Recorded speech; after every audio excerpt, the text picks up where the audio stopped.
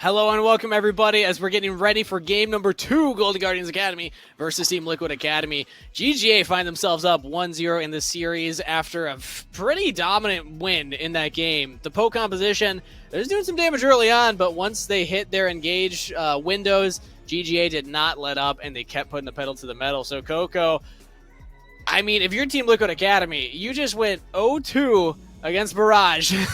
And now you're 0-1 against Golden Guardians.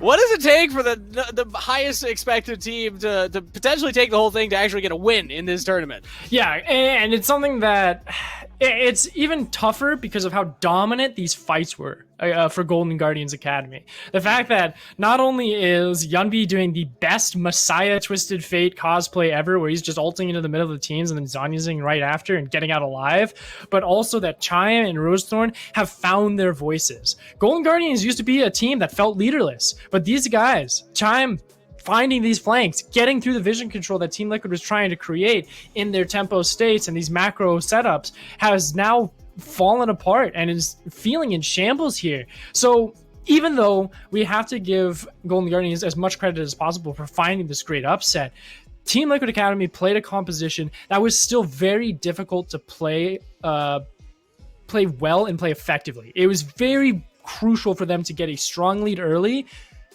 get vision control, get strong pressure around objectives, and then be able to properly keep Golden Guardians a safe distance away before engaging on fights with Jenkins. Because as we saw time and time again, it was difficult for them to get out of trouble. I'm just going to say it, that Nidalee was poop. I do not want to see Nidalee on the side of Team Liquid Academy. I don't know what the reason was behind that pick, but all that range with an Alistair, it's like, what's the game plan here, guys? Are you going in? Are you trying to poke them down?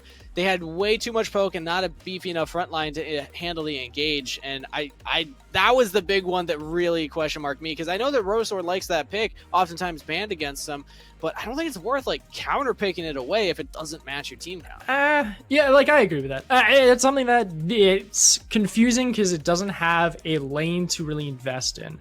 The Gnar didn't really have that because of the fact that Tally was able to, with the Karma, really neutralize any dive potential. Mid lane was already in a neutral state just because of how that situation with Twisted Fate and Victor just naturally acts out. And then on the bottom side of the map, you don't have kill pressure with Ezreal Alistar against that Rel Kai'Sa. It's a lot more difficult to do so, and especially when they're constantly switching lanes on you. They're swapping up to the top to prioritize Herald, they're threatening Dragon, and then rotating it elsewhere once again. And because of all of that, I wouldn't say shenanigans, but it felt like it for a little bit. The fact that they were just sort of juggling lane assignments back and forth on the side of Golden Guardians, it made sure that Team Liquid Academy never had a solid plan to fully enact in those early games to get them that lead their composition needed. Yeah, we'll see what Team Liquid Academy is able to do to bounce back. If you're Golden Guardians Academy, let's think about this from their perspective for right now. I mean, clearly, like you said, they're finding their voice, right? Like, we could tell that Chime and Rosethorn were on the same page. They were looking for these flanks. They found these engages.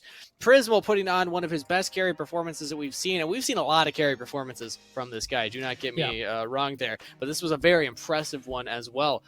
How do they keep riding this momentum going forward? Well, let's see. I'm looking at how side selection is currently.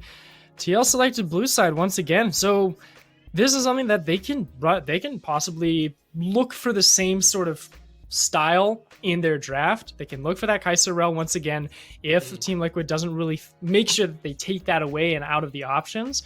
They can continue having those playmaking supports for Chime, something that is frontliney for Rosethorn, like the Hecarim, though you're not going to be able to get it. The Volibear was a great pickup. Another option I'd be both of those have been banned out the entire day, the entire series. It's like if you give a team a Hecarim, you're pretty much like forfeiting the game almost, just of how powerful it is and how influential it can be in multiple compositions. But yeah, it's giving those tools to provide confidence for shot calling and for these voices to come out of Chime and Rosethorn. That's what I'm looking for in the draft. And then from there, carry tools for Prismal is always great. And then Tally, he seems pretty versatile. I think you can just use that to make sure you can shut down any win condition Team Liquid Academy is looking for on the top side. I loved that they played into what we expected in like kind of skirmishes, right? Opportunistic, looking for these little small fights, rotating the bot lane around, but then eventually grouping up. So if you now were Team Liquid coming into this, I mean, the word from Spawn was that all 3 lanes can carry, right? He feels comfortable having any one of those carry, but he also labeled them as kind of a good old-fashioned brawling team. Well, where was that in game number 1? I want to see Team Liquid Academy actually get back towards a more brawling style. Well, Give me some things that can be aggressive. Don't be too rough on them with the lack of brawliness when they are picking a poke comp with the Nidalee and Ezreal and Victor, of course. Like, I'm more saying play into their strengths. You know, if you want to be that kind of team, be that kind of team. Like something that can be more forward. Like if you were going an AP jungler, I would have expected something more along the lines of the Lilia, where you're always being forward, you're always looking to just out-farm your opponent because they're just naturally slower than you on those clear speeds. Then you have that mid laner who can always step forward if you need it, like a Galio per se for Harry if it does come up into a possibility. But I agree with you. I think they need that brawliness. Jenkins was the only one that I felt brawled in that first game. Yeah. And having that the only possibility and then going up against these compositions that do what you want to play but better, you're already fighting against your identity. And even though Spawn did say, yes, they have multiple threats, he's comfortable with having every single lane carry, in the draft, you need to create that decision for them. You need to help them have that visible win condition that the players understand that they can focus on, right? You can have multiple carries. You need to be able to at least invest in one of them. It seemed like it was going to be Harry, based on what we saw for that. I want to say it was the first dragon, maybe it was the second dragon, but whatever dragon Team Liquid Academy were able to get, Harry got a kill. Second dragon. He had a 30 CS lead over his lane opponent. So I was like, okay, this is the Harry show. Team Liquid Academy, they're going to kind of wrap this one up with their poke composition, but yeah, Golden Guardians Academy turned that one around on its head. So Team Liquid Academy. Also, just a side note, Kennen was available. Is Kennen at all viable? Because Jenkins plays it whether it's meta or not, but like, is it just so bad right now in 11-6 that he just doesn't want to play it? Somewhat, and it's something where going up against, if you're like you're blinding it first off in that draft. They still didn't know where Karma was going, and they didn't have that top lane pickup just finalized. So having to blind pick a Kennen is already pretty rough, and then if you did have to go against the Karma, you're even squishier than a Gnar, who can sort of at least sustain a little bit with fluctuating with Mini and Mega. So all right, Coco, fine, I'll give up on the Kennen dream. But you might get it in game 2. The possibility. So the dream's not dead just yet, and it might just be what Team Liquid Academy needs. Something that can hit the go button, blows people up, plays that brawly style, and really gets TLA back to their own roots. Yeah, I want to see, like, looking at Team Liquid Academy's champion pool and what they like to play, I want to see the Kennen come out of there in the top lane. I want to see the Olaf, like you were saying, coming in for Armeo instead of something like the Nidalee. Things that can get aggressive, get early. I'm fine with the Victor for Harry. He played that very well. I actually liked the performance of that one. Yeah. But then just something that can, spar with Golden Guardians Academy. But we are hopping into Champion Select right now, so we'll see what Team Liquid Academy's answer is. They are still on the blue side this time around, so they will still get that first pick. Last time it was the Gnar. We'll see if they still like to index towards that. But I don't know how much of a difference in bans we're necessarily going to see, because if even Team Liquid Academy, like, what are they going to ban out from the composition the Golden Guardians had that was, like, a big issue, right? The Rel, I guess, but it's like, what are you sacrificing, right? Because if you do, Seraphine might be on the board, like, Hecarim could be available, Skarner, like, Thresh, of course. So there's a bunch of different options that would be available if you decide to take something away from game 1. And I think Team Liquid Academy is more preferred on focusing on a new style instead of taking something away from Golden Guardians that was successful in that series. It's very much a natural bait to ban something out that you just lost to, right? And Tristana being that third ban for Team Liquid Academy, nothing has changed. Kaisa is on the board, though, and I think this is where TL says, you know what? You got it in 1-2. Let's take it away from you this time. Yeah, I could tell that entire game Jan was just upset. He was like, if I had the Kaisa. So he does get it this time around. It is first picked by Team Liquid Academy, but okay, we still get the Rel locked in for Chime. I was wondering, maybe we see the Alistar picked, just kind of take that away from Ayla, but there is the option. We get that Kaisa Alistar from Team Liquid Academy as Lilia is locked in for Golden Guardians. Power Farmer, making sure you can oppress. This is where that argument of the Volibear from game 1 being a flexible pickup that could be played from both Jenkins and Armeo is still on the board. Totally fine if you guys go with it. Like, I'm not going to complain because it also allows you to have a front line that can also create some dive potential as well. But what are you going to pair with it, though? Alistair. You lock in Alistair right here. I mean, the Ayla loves that champion, and also I think it's good with the Volibear. You know, 2 champions that can go in and engage. But then you have to ban Silas. You are, like, forced to ban it. Yeah, sure. So well, ban the Silas. I'm fine with that.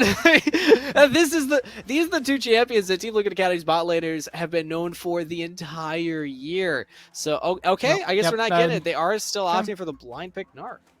Still pretty good. Jenkins is good on it. I felt pretty confident about that one too. Wow. All right. Just get absolutely beat. I would have agreed with you if we had already been through the second ban phase. Then it would have been cool. But there's so many other options that Alistar can get thwarted by, even though you are running into a rel. Xayah being that one that locks in, something that's more focused on team fighting and hyper scaling instead of being into that lane and getting into the thick of it. So I respect Prismal going a little bit more defensive this time around, though it means that Rosethorn's going to have to change his adaptation of focus for lane. Might be looking at another mid lane focus or potential top carry coming out of Tally this time. Yeah, I mean, if they want to pick another support, they play the Lulu top lane. We know they play the Karma top lane, so they could lock in something like that here that is still flexible between the roles. But they're banning out the Alistair. Okay, there we go. So they say we don't want to give that option, even though they picked the Xayah that can still play very defensively against the Alistair Kai'Sa combo. They still don't want to give that comfort over to Ayla. Meanwhile, Lucian is the response here from Team Liquid. So this is where you start banning out some comfort picks and some natural blind picks as well for both TLA and GG. Rel, not great into Gragas, so that's another ban away from Mr. Ayla. So Chime is getting a pretty confident laning phase, so they can at least scale into the next stage of the game. So to this end, TLA, I say you ban out another mid laner. I feel like Cooper is somewhat in my ear somehow. To tell me that there's something natural going on. This is probably hilarious because I'm assuming that the dog barking is going through both of our mics. Yes. Spoilers, we are roommates. So surprise. Our apologies for anybody hearing that. But here we go. The Orianna, you're talking about these safe blind picks, and Orianna definitely one of those. So that is taken off the table here from Golden Guardians Academy. Though the Silas threat is no longer available because Alistair was banned away from Golden Guardians, or on Golden Guardians Academy's side. Victor is a nice natural blind pick, but you sort of flip the coin here. You say, you know what? You did Victor, you're going to have lane prio. Well, I'm going to have side lane prio with the Twisted Fate if you go ahead and lock that in. Thank you very much, Harry. This is a much better draft out of TL. A lot more flexible, can play multiple lanes, very scrappy, has multiple win conditions and methods of engagement. Not to mention, I'm looking at neutral objective control, pretty darn good right now. And Golden Guardians Academy is sort of left to their own devices saying, all right, we left this R5 for the top side of the map. What do you want to go with, Tally? Because you're looking to be one of the power players for the second game of the series. The Gangplank is one of his preferred picks. There we go. When we look at Tally's champion pool, honestly, Gangplank's really the only carry that he plays, other than just tanks and supports in the top lane. Sometimes the Gnar will come out too. So, seems like comfort for Golden Guardians Academy. I said this last time, and maybe it jinxed them. I did like Team Liquid's Academy, their draft initially going into that game. It didn't play out how I expected it to. But this time around, I still like what they've managed to draft. I think that this plays way more into their strengths when I was saying just fight. Just play that brawling style. When I look at the Volibear, I look at the Nautilus, I look at that Twisted Fate, I see a brawly style that comes out of these picks. So I'm happy from Team Liquid Academy's side. Golden Guardians Academy, this is a very different look. This is no longer a bunch of divers. This is now almost like a kite back style composition, plus a rel, who I guess is kind of their main form of engage if they want to go for something. Yeah, it's a little awkward, right? Because you think of the front line. Chime, stand in front of us. Man, that's tough. That's a tough engagement, man. The issue with compositions like what Golden Guardians Academy has is that you're giving the rules of engagement over to the opponent, saying, look, you can start a fight whenever you want. Go for it. we're here to just kite and reposition to where we get the high ground, and then we Obi-Wan Kenobi your Anakin, and then cut your legs off and stuff. That's what Golden Guardians is looking for. If they get it, that's pretty cool, because then they upset the second and favored team of Proving Grounds, which honestly I feel like there's bets going on that a lot of people are worried about. But to this end, we'll have to see, because right now I'm really favoring TL in this second game of the series, just off of the draft. Team Liquid Academy slaughtering all the young Padawans in Academy, getting second place, second seed going into this tournament. Golden Guardians Academy, can they be the ungrizzled Obi-Wan and cut them down? We'll have to wait and see as we're loaded onto Summoner's Rift here, Coco. No early invades, no crazy things happening. So I want to take this early stage of the game while we're waiting for minions to spawn, waiting for jungle camps to spawn, to set some expectations for what we can see going forward here, because these are very different compositions than we saw in the last game. So I'm expecting different early game. I'm looking for initial clears from Rosethorn, seeing how quickly he can get this Lilia rolling. He did go Predator Lilia as well, so it's something that he's going to be trying to make sure that he can oppress Armeo's slower speed as fast as possible, who did also go for that Predator on the Volibear to boot, so he can have that true force of engagement when he needs it. So looking for that. The second thing I'd be looking for is how bottom lane goes with the engagement for level 1 between Chime and Ayla, because Rel still very much likes to fight early because she technically has 2 skills in 1 at level 1. Yeah. And that helps her try and win that bottom lane priority fairly fast for their team. Though it's something where, with all of that lane priority being contested, that you then have to look into the future, into the next 2 minutes of saying, all right, are we going to be looking for a Herald-focused early game or a Dragon-focused game? I mean, if you're Golden Guardians Academy from that game 1, you're looking for both, right? True. Yeah, they were able to rotate around. I don't know if they have the same composition that can go for that this time around, because I think that a big part of that was the fact that it was Tally on the Karma. You know, you can 1v2 if Team Liquid don't answer you. Also, it was a Volibear for Rosethorn, which has a little bit better survivability, so he can just do dragons by himself or objectives by himself, while his team allows lane pressure to just be applied consistently throughout the contest. He doesn't have that anymore. He needs someone else to be there for those objectives. So he needs a lot of resources there to invest upon it. And because of that, Golden Guardians Academy may be a little bit slower to the draw, and it could be Team Liquid who has the upper hand for those early engagements. Just watching how these early lanes play out. Unfortunately, Yunvi did miss that cannon. That feels pretty bad at the early stages of the game. Armeo did walk through, so they see that Armeo's on the bottom half of the map, which signals to Rosethorn probably should go for this top scuttle rather than contest the big bear in the bottom lane.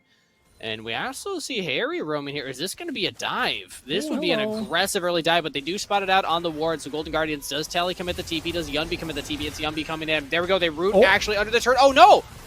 Okay, Ayla actually used the hook. I got Rel confused with an Alice. You can't push him away. That was Ayla getting out of there. And Team Liquid playing defensively. They just get the teleport out of Yunvi. Yep, Spider not being able to swing himself to safety for a little bit, so he doesn't give away first blood from Golden Guardians' defenses. And this, Tally actually teleporting with a little bit of a cheater up to the top side of the map to make sure he can continually oppress Jenkins on this Gnar, who's having a bit of a tough time early on, but once Jenkins gets a couple damage items into his pocket, we might see that sway a little bit through the mid-game once Jenkins grabs that confidence. Though the next thing, we see Rosethorn with this reset come in, get those Boots of Lucidity, now has the Predator available. How quickly will Rosethorn now be able to get to level 6 and start to really pressure these lanes with the possible Wisping Lullaby? He has a window here where Armeo has not backed yet. So Armeo also has that Predator, but not going to be able to use it. So Rosethorn does have a large advantage currently. Probably doesn't realize that because you can't tell if Armeo's backed or not at this point in time, unless he walks over a ward. But regardless, Rosethorn is positioned to the bottom side of the map. So if they go for a Predator gank, it's going to be good. Meanwhile, Yunvi and Harry aggressively trading in the mid lane. And Yunvi walking out slightly ahead in that, but still, either way, I don't think it'll matter much. No, I'd say with the TP being forced out of Yunvi earlier on because of that defense, Harry kind of wins out on top of that because he can stay in lane a little bit longer and then hit the reset button and TP straight back into lane to continue applying pressure onto Yunvi, who will have to walk his way back. So Yunvi is trying to just chew down on those biscuits to make sure he can stay long enough to really contest Harry in this priority fight. He's finding himself a little bit behind in CS currently. There we go. He will now reset. Okay. So Harry backed, bought items, gets those Merc Treads early on, and actually won't be teleporting to lane. He's instead just walking all the way there, saving that TP. Kind of surprising, because I feel like he will hit level 6 soon, but maybe the idea is hit level 6, use that to make a play, and then TP back to lane so that you don't lose out on anything. But here we go, Jenkins and Tally. Nope, not going to be an all lane. I thought maybe they would just start duking it out right there because Jenkins had the wave, but he does back off. Yeah, unfortunately not. And you don't know where Rosethorn is at the moment. Just based off of assumptions, you would feel that he is on the top side of the map, so you could prepare for vision control going into this Ocean Dragon. And Jenkins actually forcing a very forward TP as well with that recall, making sure that Tally, who did use that TP also defensively on the bottom side of the map, does get punished a little bit and might be able to grab a turret plate or two. Reminder, Tally did use the TP for that cheater recall. So, yes, the cheater recall, thank you. Yeah, he got the early Doran sword, but now he's got that Sheen, so see if he's able to do anything with that. Jenkins getting those early plated steel caps, but I think that this might be a dragon just secured here by Team Liquid. They get the Scuttle Crab, and yeah, Armeo, this is not a jungler to play around with this. We've seen a lot of, shy junglers. Not sure if they want to start objectives or not, but he's one that will go for it. Rosethorn does spot him. They spot each other, rather, so Armeo backs off for now. Oh no, he's gonna invade. Yeah, this is what I was like. Come on, oh man. Oh, he doesn't have Ayla to help him out with the roams. They were trying to continue to pressure so they can at least get the bigger objective, which is this dragon. True. Try and force any of those members away. And you also have Harry on the top side of the map. He does have Destiny still available, so this is pretty much as good as gone for Golden Guardians to try and force. Good call for them to just go ahead and hit the reset button and get back to lane so they can at least be a little bit forward in tempo control, even though they did lose that dragon. It's just one, though. No need to cry over one Ocean Dragon so far, as it's continuing to be a battle of the bruisers, apparently, and Yunbi and Harry, as they just constantly are just dishing damage back and forth. They're like, you got Merc Treads? Wait, I got Merc Treads. No, we're supposed to fight each other, not tank. What's going on here?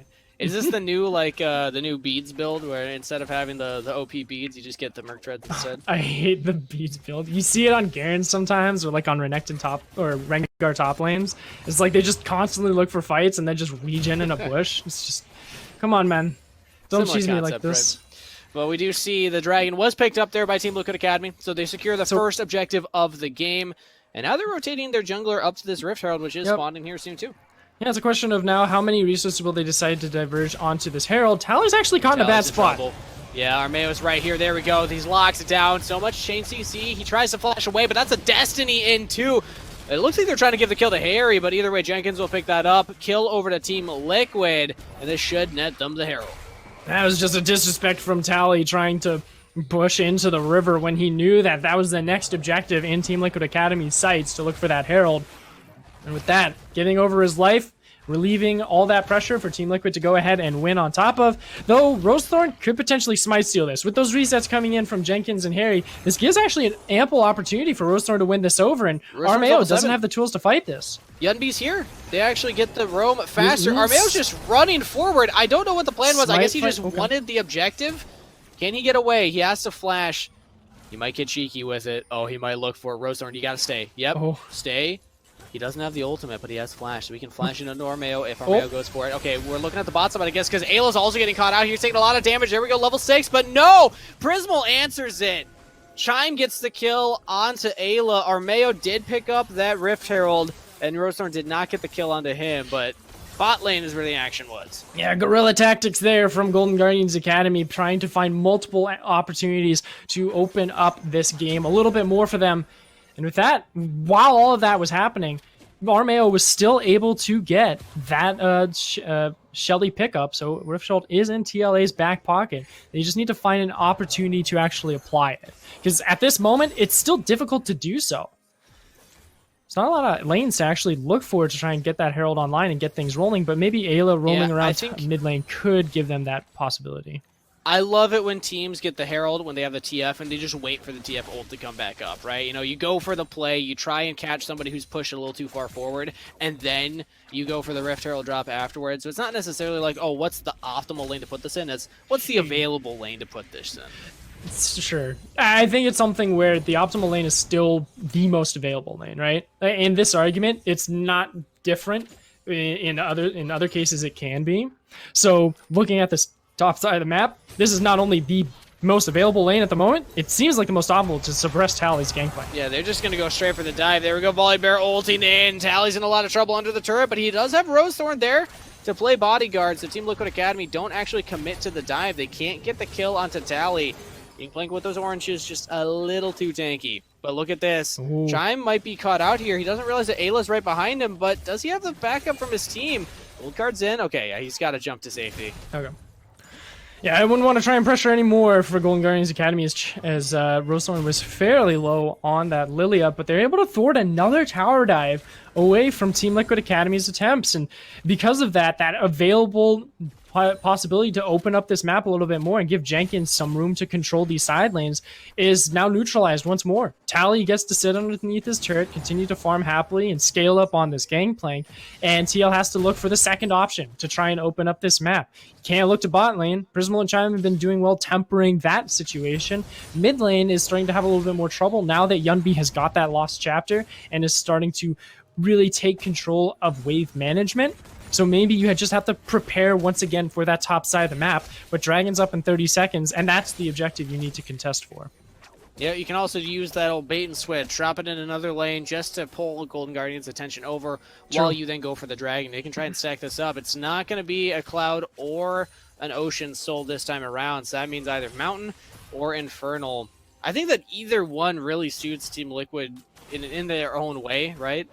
It suits both teams fairly well. Resistances. Yeah. We'll have to figure out which soul it will be, but our eyes are set on this Cloud Draken at this moment in time because, yeah, well, it's the thing that's actually here first. Yeah, they have the inside track right now. Yunbi, thanks to Chime. With all this mana, he's able to shove in these waves constantly here, and now Chime roaming around as well. This is the big player that we're keeping our eyes on. Who's the voice of Golden Guardians Academy?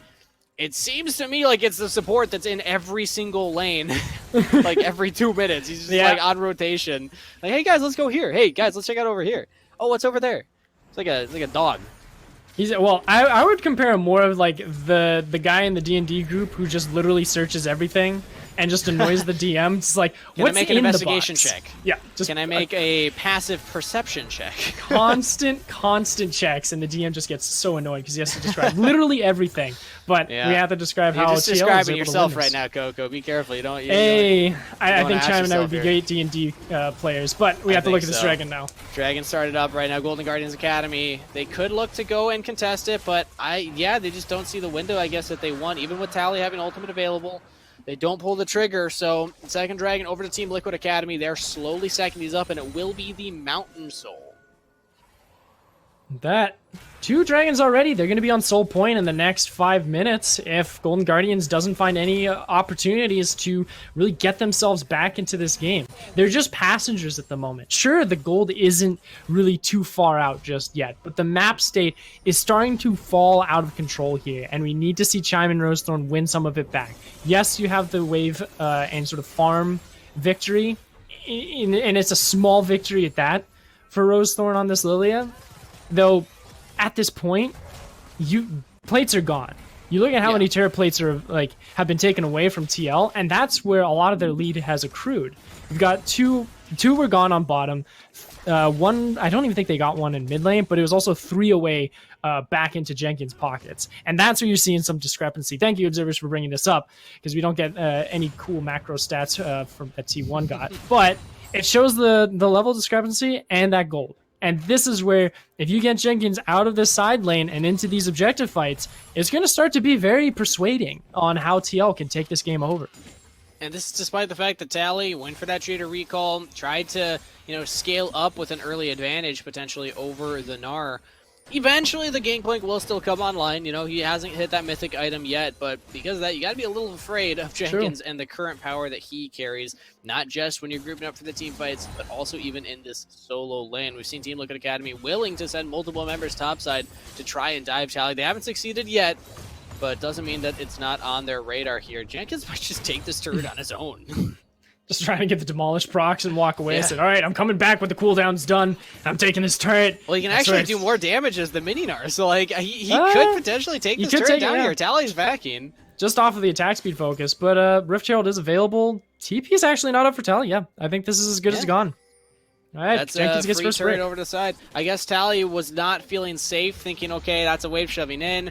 I don't know where their support is. I don't know where their jungler is. I have to assume that I'm in danger right now. So first turret over solo to Jenkins. Now the Rift Herald started up here by Armeo. Team Liquid Academy, this is a very different look than we saw in game number 1. Still a slow-ish game. Actually, pretty slow here in the early game. But it's working out for them. They're finding these little advantages that are slowly growing. Slow and steady wins the race. They're 2k gold up, and this is the second Herald that they're able to grab for themselves. You look at, well, where do you want to be putting this one? Jeez, you can put it anywhere. I still want it thrown mid. It's something that you just break that open and you allow Armeo and Jenkins to really get into the thick of the jungle and oppress Rosethorn even more, who's just been sort of casually farming up. He hasn't been as oppressive as like what we just saw last series with Schernfire's Lilia, where he was always in his opponent's jungle. Like, always in there. And this time, it's just more reactionary plays. And this was the worry that we had for Golden Guardians. Sure, they found their voice, but they still feel like passengers sometimes when they don't have a lot of tools for themselves to create fights. And we mentioned it in the draft with the composition that they have. They don't have true engagements. Sure, they've got Chime, but they don't have the follow-up from Rosethorn. They're playing reactive, but the problem is, when you're playing reactive, but you don't have the inside track of objectives, you can't engage on Team Liquid Academy if they're already at the Dragon, if they're already at the Rift Herald. So you have to kind of wait for them to come to you with this style of composition. And so far, Team Liquid Academy, they haven't. They have not been forcing these fights. They've said, no, we're just going to take this objective. All right, we're just going to go over here and take this objective now. I mean, what are you going to do? Try and fight us with your Rel engage into us just jumping on Lilia? I don't know. If Lilia gets a flash Q into Wilting Lullaby into Zanya's, like, get that full combo off within all of the CC that Team Liquid has. Yeah. Like, if you get that, it's looking doomed for TL. But look at the CC that TL has. It's that Rosethorn is super hesitant to even try and make that happen. And if Chime hits the go button, he's going to get absolutely bursted out. And that's what's causing so much hesitation. Dragon is up in 30 seconds, though. But this is the first time Golden Guardians has the forward track on this. This is the first time they have that. There we go. I think they had this at one other point, but they just kind of gave it up. But this time around, I want to see them stay. I want to see them actually continue pushing. Send one member to catch that mid-wave, keep the others around here, just making sure Team Liquid doesn't walk forward and clear out your vision. Because that's the thing. You can drop wards, but if you walk away, they're probably just going to be taken by Team Liquid Academy. But Team Liquid Academy, they're playing the sneaky. They're moving around the bottom side. They're like, okay, we're going to give up vision control around our red buff, around our Raptors, and instead position down here. Suddenly, they don't have inside track of mid lane, but they do have that bot lane shoved in, and they managed to group up regardless. Golden Guardians Academy, how did they want to play this off? Jenkins is on his own. That's also dangerous, so he could look for a flank, but not that close to Mega Narc currently. Do they go on Jenkins? Do they go on the rest? They're trying to get onto Jenkins, flash away, but maybe do they have enough time to get back on the Dragon? Jenkins did a lot of damage to Chime, and he's just able to free stack up this Rage Bar. Now he's going to be Mega. Now Destiny's coming in from Harry. They're trying to corral Golden Guardians Academy away. They're doing some damage. There we go. Engage finally and onto Harry. Is it going to be enough? He does go golden. Will finally fall down. No, he doesn't. No. He barely survives. Somehow he's still alive. They do at least trade one back into Armeo, but where are the carries? Prismal's still alive. Prismal doesn't have ultimate. But he has flash. Both junglers dead means that maybe Golden Guardians Academy can actually go for this one. Maybe they can take it. They do. They get their first dragon of the game. No, Armeo is the only one dead, which means that Rosethorn has that priority to take the dragon. TL has to accept that loss. And though it was looking real dark there for Golden Guardians as Chime in a world of hurt against the constant stacking of Jenkins' Gnar, they're able to find a recuperating play, and that's because of the raw damage that Yunbi and Prismal were able to dish out. Everyone sitting on top of that cannon barrage as well from Tally, and there's just not enough beefiness just yet for Team Liquid to sustain all of that damage. So let's look at that one more time here, and this is the very beginning. When I get concerned because Jenkins gets to stack up on Chime. Yes. I was like, oh no, this is awful. Because it's like it either goes two ways. It's either Golden Guardians catches him on the back flank and they punish him and take him out, and then TL loses the fight, or Jenkins gets this Mega Gnar stat, right? But this is where Harry makes this play. Destiny's in, but he doesn't get in range of time to try and force anything else, and that puts him in a bad position for Yunbi and Chime to punish. And because of that poor position from Harry, the rest of Team Liquid Academy has to follow suit. Yun is too short range to get in. It allows this time for Golden Guardians Academy to start to ramp up and get online,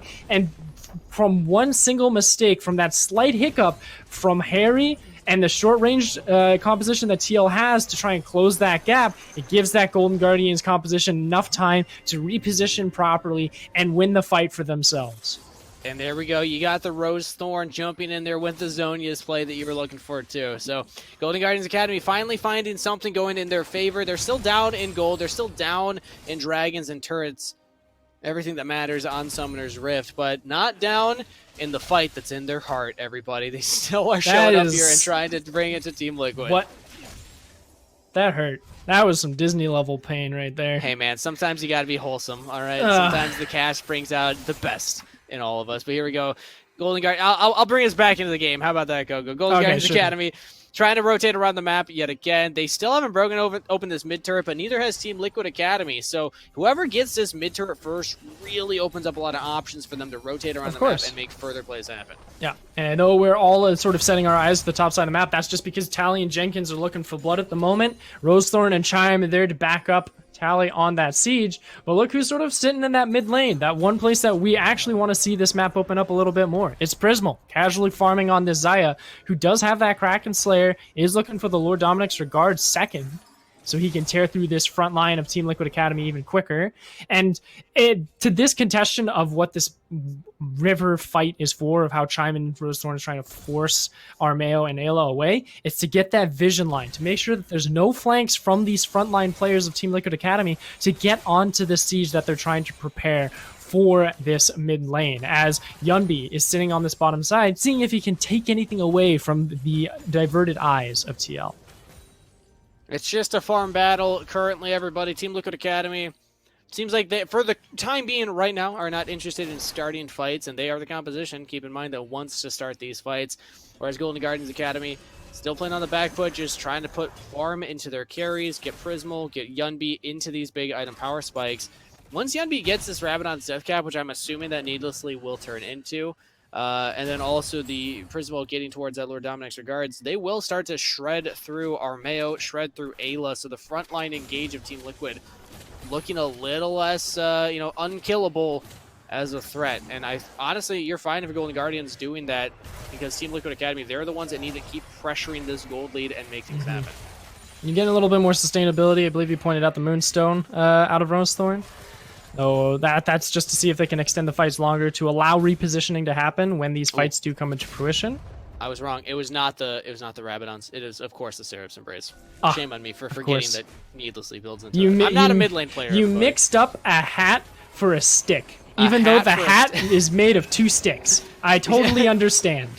So here we go, top side. There we go, sleep in onto Jenkins. Destiny's used, but is it going to be enough? I don't know if Harry can do anything. Jenkins almost turns that. Almost gets a kill for himself. It's a trade across the map, though, because Yunbi's actually the one that goes down to the Destiny on the bottom side. Team Liquid trading cross map. Yeah, but I prefer the win for Team Liquid Academy, because look what the next objective is, Kangas. It is Dragon in 20 seconds, and they have the inside track for it. Sure, you might lose this mid lane turret, but there's only 2 members here for Golden Guardians, and you've got the front line to force the engage.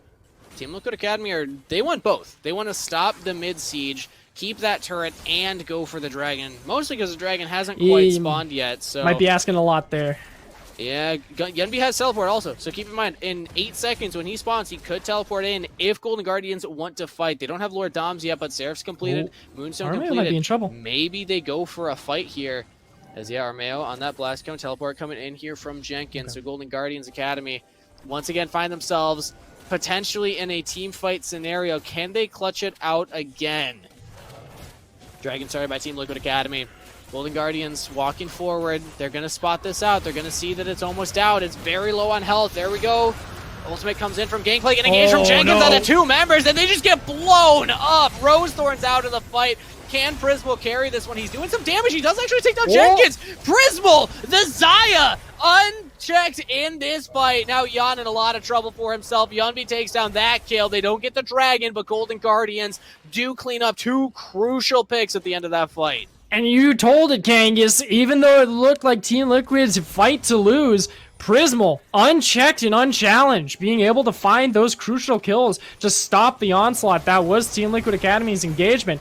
And this is a great find from Jenkins, a very well played from Ayla as well, and creating a great space for Team Liquid Academy to work with, and straight into engagement to start a fight. But look at how awkward the positioning is for the carries, for Jan and Harry. They can't get onto the right targets. Yunbi is pushing them off, and because of that, the front line of Team Liquid Academy is left to try and push through the defenses of Golden Guardians where they can't get to Prismal, and he's able to do the work on this Xayah with the Lord Dominic's Regard and Kraken Slayer to rip through that front line, equalize the kill score, keep it 5-5, and keep this second game of the series close to the chest. Team Liquid still nipping at their heels to try and make sure that they can get this series to the third game.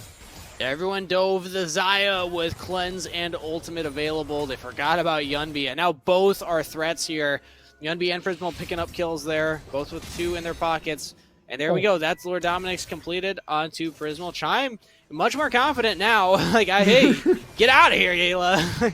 You were controlling the early game, but now that my team's got some items, now that we got some kills, I'm feeling much better about this. Oh, they started Baron. Gold League. Baron started, yeah. Jenkins was bot side. He does not have teleport. It's fast. It's going down very fast right now. They got to go for this. Maybe Armeo can look for the engage. Here we go. Hook in onto the support. But no, it's already gone. Armeo has to ult out now. And Team Liquid Academy, they say disengage. They don't want to try and fight and take down Baron buffs off of Golden Guardians Academy. So that is a successful Baron take for the Golden Guardians. And a great rush. The opportunity was found, and I think Golden Guardians has found a little bit of heated blood in their veins.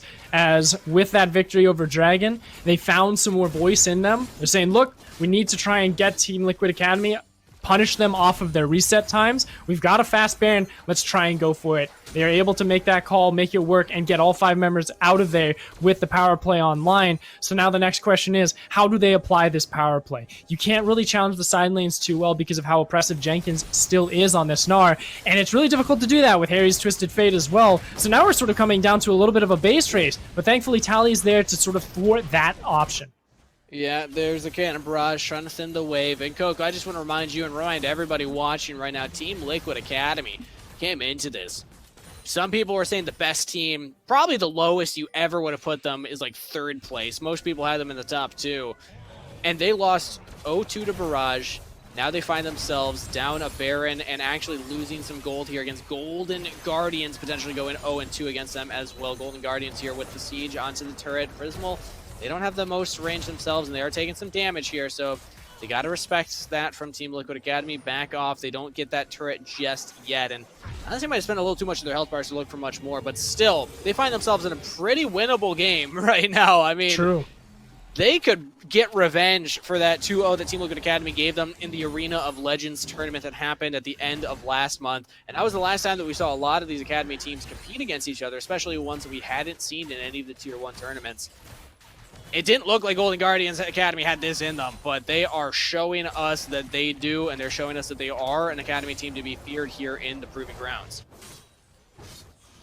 We're not out of the woods yet, just now, Kangas. We have, and to be honest, that narrative, I'm gonna get to that bridge when we cross it, because this is such a close game for both of these teams, and like hats off to both of them for putting in such an absolute tight series already, right? Like, even if Team Liquid win this, the Golden Guardians get a second chance, right? Yes. And that's more than they could say the last time that these two teams fought. Yeah, of course. And that's what is so amazing. But we're going to have to get back into the game as Harry's looking to start a fight. Wait, what was that? Where are you going, buddy? No, he's trying to Messiah. Immediately. Oh, he's dead. That's a free pickup for Golden Guardians Academy. Now they're looking for further engages. They're trying to get those bowling balls onto Jenkins. Chime can't quite land that engage. Jenkins is mega, but the rest of Team Liquid don't want to go for it. That was such a big pick there for Golden Guardians Academy. And Harry, unfortunate right there. Had played a pretty clean game of Twisted Fate up to that point, but clearly was not ready for that many members of Golden Guardians to turn on. Very true. We were sort of caught daydreaming a little bit during the game, and Harry just pops Destiny, and we're like, all right, where are you going? Why are you going there? What's going on? We sort of got flashbanged ourselves getting back into this game. But nonetheless, that catch, that mistake from Harry puts Golden Guardians on their second Mountain Dragon. Baron does spawn in 2 minutes and 30 seconds, and this is one of those games, just off of the conditions, that Golden Guardians needs these objectives to really make any kind of plays. And, does Jenkins win these? He might just win no, these. Tally wins these. Tally wins these. Right, Look at his damage. Okay, that's actually kind of insane. I thought maybe Jenkins would go Mega in time to turn that one around, No, but no, nope. no. Tally's got a pretty strong gangplank right now. And some Mortal Shield bow for you, everybody. Yep. He's also got the 3 items completed. I guess both had 3 items completed, but All right. Gangplank looking a little better. Armeo, aggressive there. Posturing forward. Prismal does get that red buff. Nice TP to the blue buff. Okay. I like it. At least it's just for utility. They're at least counting ahead, so they're saying, okay, look, we're fighting into a little bit of a darkness here. We know we can make the engagement. We just need to make sure that we actually have the confidence and the main power to take this. That Destiny and pops. It'll be up by next Baron. Yeah, of course. Like, Destiny pops, okay, we're good.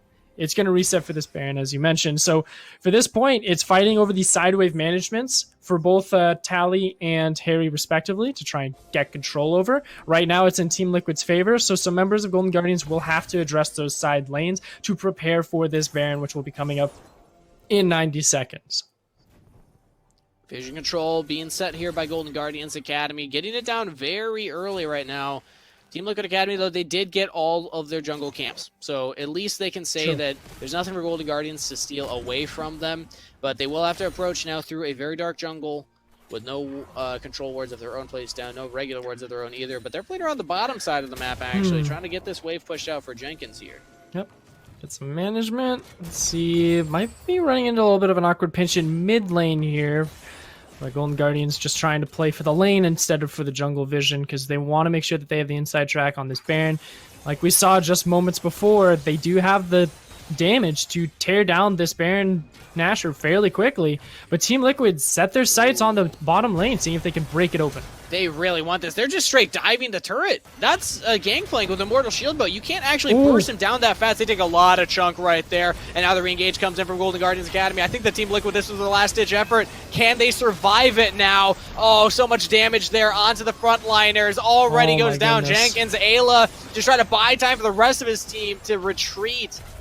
Team Liquid try and dive the Gangplank, but cannot get onto Tally to burst him down. I am at a loss for words, Kangas, in that Hail Mary play. I understand the... I got a word for you. What? What? What? The foundation of that attempt, I understand. But it's something where you're a team fighting comp. You don't need to look for these offside plays. You just need to manage the waves and make sure that Tally is in a place where you can't really try and fully affect these objective control situations like we're seeing right now. If you had all 5 members ready to go, you can dive into this and really try and go blow for blow and make the Baron your 6th man when it comes to trying to fight this objective. The fact that they're looking for those offside plays shows that Team Liquid is not confident in that situation, and now that brawliness that we wanted to see out of them in the second game is starting to leave the building as the Golden Guardians is looking to try and end this game, end this series in a 2-0. I think he went a little early, too. I guess they saw Tally was running away, so they had to go for it, because I think the plan was Armeo turns turret off, they dive Tally together, and then kill him, but they just don't time it correctly because Tally runs away. Of course. And because of that mistiming, you see what you have on your screen now. Like, Golden Guardians is able to chase you down. You don't have the tools to disengage properly. And because it's a Gangplank, he can make sure that he drops that cannon barrage to make sure that there is no method of escape for you. As Destiny is once again popped to the side wave for Harry to try and manage that top side of the map to threaten another split push. Now we're into that situation where it's just hoping that against this Baron power play that your wave clear is efficient enough to challenge a split push to always divert the attention of Golden Guardians away from the main objective. I'd said it earlier, and that's that Team Liquid's composition, it's good at engaging. Golden Guardians' composition, good at disengaging, right? Like, they like kind of when you play into them. And that's, I think, the struggle that we saw there, is that Team Liquid lost control of the vision around Baron. They were losing some of their control of the game in general, so they felt pressured to make the play. But, yeah, just diving a little bit too deep. Now Golden Guardians have control of everywhere on the map, plus that Baron. So Team Liquid's composition, I think at this point, you still have to be the ones to try and engage. You can't just allow Golden Guardians to scale up and get this Dragon Soul, scale up and get a potential Elder Dragon if it goes to that stage of the game. Sure. You still have tools to start looking for these fights. especially with Harry having that Zonias. Just do exactly what Yumbi was doing. Ult behind them, and just Zonias right away, while Armeo and Ayla jump in. At this point, it's hard to make a strong argument for Team Liquid to have the opportunity and the privilege to create a comeback on their own. This is at the point where you're looking for mistakes from Golden Guardians, looking for overextensions, you're looking for multiple members to be left out to their own devices to where you have the manpower to lock them down and kill them before anyone else arrives to the scene of the crime. And at this point, you look at the comp that TL has, it's a great team fighting comp, it's very bruisery, very frontline, love to see it, but it's low damage now. They are lacking in a lot of key items to help make sure that they can get these key picks onto members like Prismal, onto Tally, and they've spent so much time that GA's up for Tally as well on this gangplank. There's very few members that you can actually look for and get a successful pick on in a short amount of time to make that comeback, and Golden Guardians knows that. They're crunching down on every angle of Team Liquid Academy's base.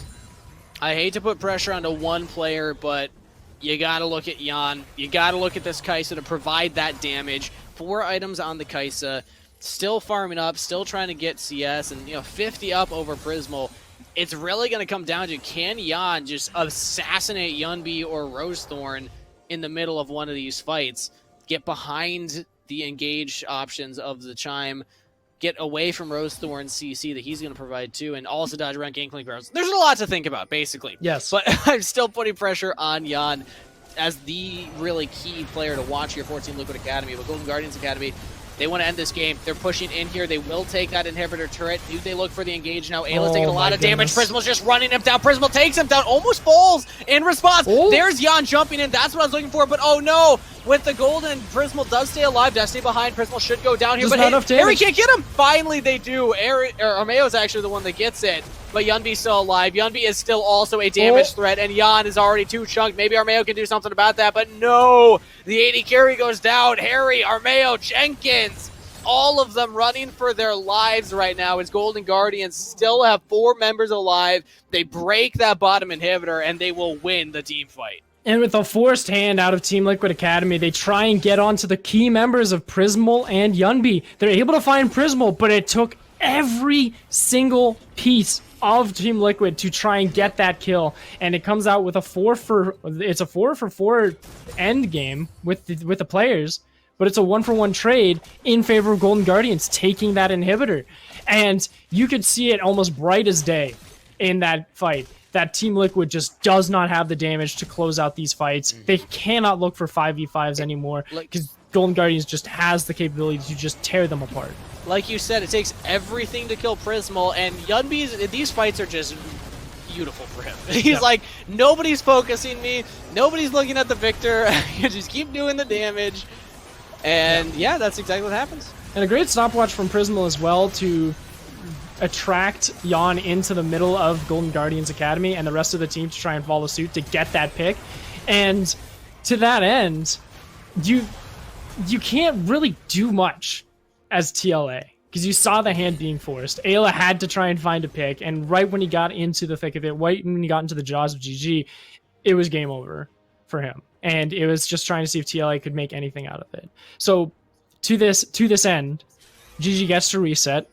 They have massive power spikes to cash in on that they're able to grab. You now have a Quicksilver Sash on Prismal, and Yunbi is looking like the biggest victor I've seen in Amateur in a long time in Proving Grounds.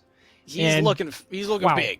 That's a wide victor right there. Also, and this Coco, build on again, Rosethorn is ridiculously good. He's so tanky. True. I also just, again, to remind everybody, if Golden Guardians Academy can close out this game, which, by the way, they're on Baron. This is their third Baron's game. Gone. Yep. If they can close this game out and win this one, which is looking likely at this stage of the game, that will mean Team Liquid Academy won 0 games in Proving Grounds, and Golden Guardians will have a we're going in. Here's the engage coming in from Ayla. They're trying to jump in onto Chime, but where are the carries? It's all on Jan. He tries to jump in, but he just can't find it. Jenkins doesn't quite find the engage he was looking for either, and will go down, so that's just 2 cleaned up from Golden Guardians. Everyone's still alive. And unfortunately, Team Liquid Academy, they just can't find the engage. I think that's game. There's TP coming in from Yunbi here, or excuse me, from Tally, going into the bottom side of the map with the super minions. They're escorting this wave in, and they've got the damage to tear these It's going to turrets be apart. a 3v5 defense it's from double Team super. Liquid.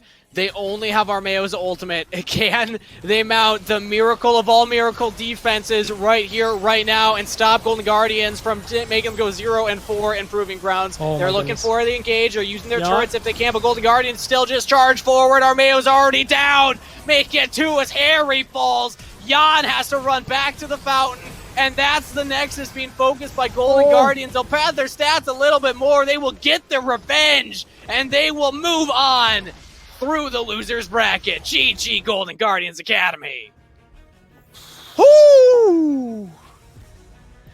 Kangas, we just saw an upset. We just saw some. These are my notes. Yep.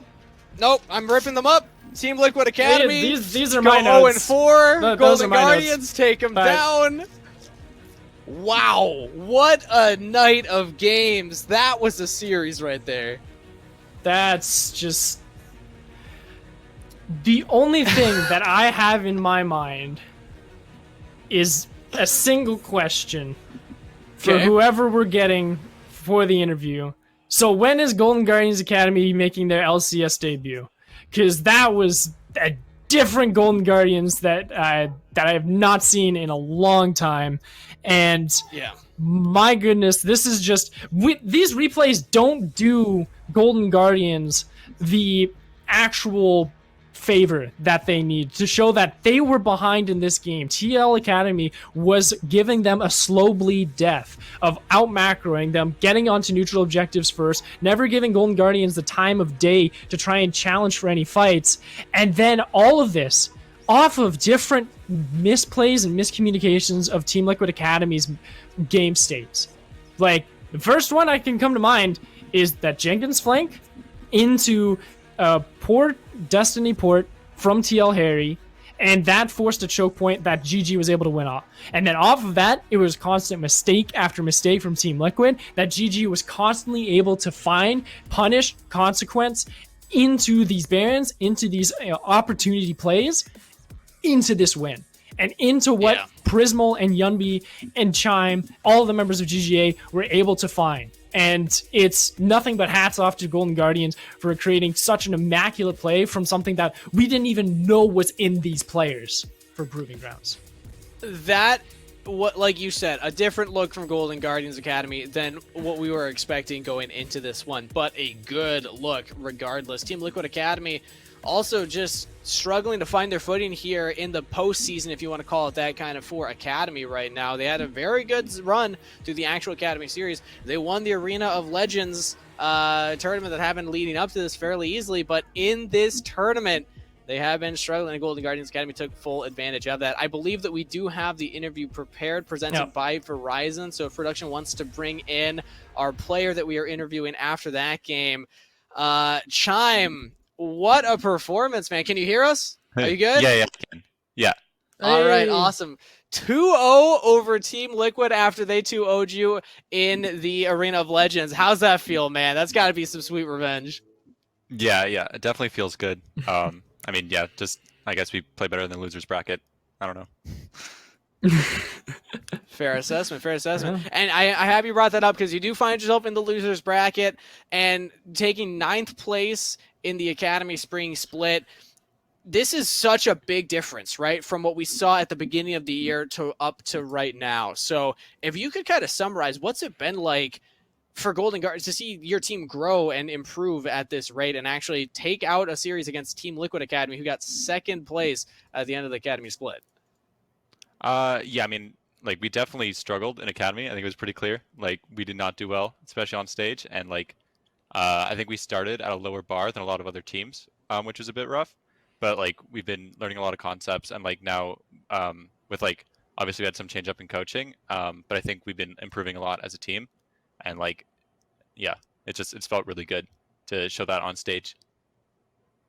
Okay. It's awesome to see it on stage, too. I do want to say your coach, Spooks, he was the 2-way player coach before now moving up. What's it been like working with a new coach so kind of like late into the year now? I got to imagine that shook up a lot of stuff. Yeah, I mean, his style is very erratic. Like he's very loud and like inspires us a lot, which is nice. Like obviously there's that one series where we just watch a bunch of Kobe videos. So like it's nice and gets like a really positive mood. So yeah, I think it's good, especially for like a lot of rookies. Nice. That's awesome to hear. And again, keeping on him, I had a chance to talk with him ahead of the games today, and I asked if there's anybody on the team that he think was underrepresented on the broadcast, and he specifically mentioned you. He said that he thinks that you're a crux of the team and somebody to watch out for. So I'm going to give you the stage right now. If you're looking at any LCS team that's hoping to pick up a support going into the summer split, here's your 30-second elevator pitch, man. Pitch yourself to us. Why should teams pick you up right now? I was a Bard one trick, and Bard sucks in this meta, and I'm still doing good. So, yeah, that's it. It's a good argument. I like that. That's a good argument. Yeah. Yeah. That's pretty good. All right, Coco, Well, you got anything to chime? man, you stole my Bard question, you stole my coach question, Kangas. There's What can just I say?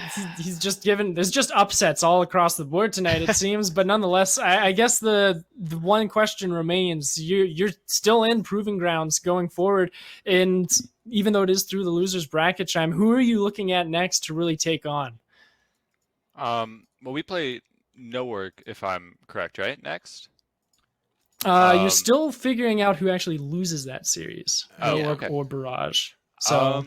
Unless you're just assuming that no org. Yeah, No. I mean, I just want to play. I really want to play Barrage because I have a lot of friends from and like ex teammates there, and so like obviously we were hoping to win in the beginning and play Barrage, and so like the most unlikely outcome happened where we missed them. So I would like to meet like APA, Pi, and like all those guys again. It'd be fun to just play my friends and like Lucian. So yeah. Very nice. So the team that was able to take down TL, you guys sort of share something in common, it looks like. So we'll have to see who's better at that. But thank you so much for coming on, and a wonderful game and series for yourself. And hope to be seeing you further on in the Proving Grounds. Awesome. Thank you. Yeah, thank you, Chime. Have a good rest of your night. Yeah, you too.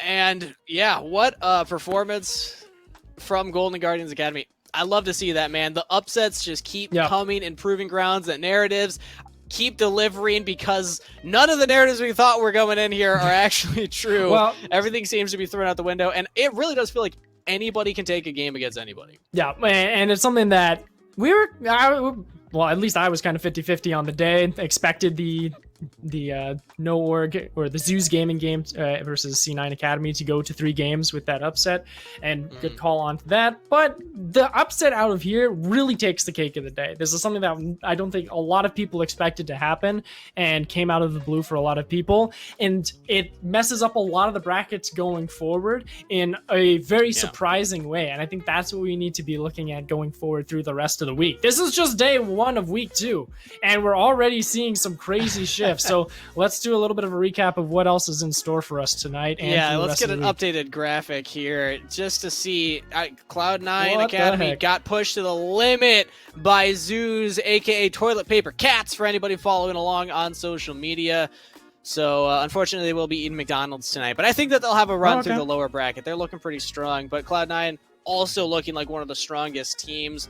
And they proceed to round 3 here. We will have more games throughout the week, of course, as Evil Geniuses Academy will take on 100 Thieves Academy on tomorrow's games, along with Dignitas Academy, Evil Geniuses Prodigies, and then No Org versus Barrage to round out the week in the upper bracket. But then we can also take a look at the lower bracket here. And Coco, how about you run us through this one? What the heck am I seeing, man? We have so many different things happening. Yes, we now have a newcomer to the losers bracket, which is Zeus Gaming, going to be going up against the winner of Dig Mirage versus TSM Academy. So we're going to see if we might be seeing a potential rematch or two from those earlier Tier 1 tournaments. But also FlyQuest versus CLG Academy, Wildcard versus Immortals Academy is also going to be happening throughout the week. So be keeping a close eye, because after tonight, anything can happen in Proving Grounds here. And with that, I just want to go to bed, because even though all of my friends tell me going to sleep is literally just speed running to breakfast, sleep is also speed running to tomorrow, where we're going to be seeing more League of Legends action in Proving Grounds. So be able to check us out there. I'm your friend, and I don't think I've ever said that to you. Well, does that mean I'm not your friend? Well, there's another caster you might be seeing later down this week that told me this secret, so be on the lookout. You Fair tell enough. me. Yeah, we got to get a things. rest so we can get up to, for tomorrow's game starting again at 3 p.m. PST, or if you're over on the East Coast, 6 p.m. PST. Same place, same time for more League of Legends Proving Grounds action. That's it for us today, so thank you everybody for watching. We do this for you, we do this for players, but we do it for the community most of all. So thank you for sticking with us, and we'll see you tomorrow. Verizon believes everyone deserves the best. That's why we start with 5G from America's most reliable network. Verizon 5G is next level. Then give families plans to mix and match, so you only pay for what you need starting at $35. You get so much more than this, a great network. And offer the best in entertainment on select unlimited plans, like Disney+, Hulu, and ESPN+, as well as Discovery+, with a Galaxy S21 plus 5G when you buy one. There's no reason to settle for less than the best. Only from Verizon.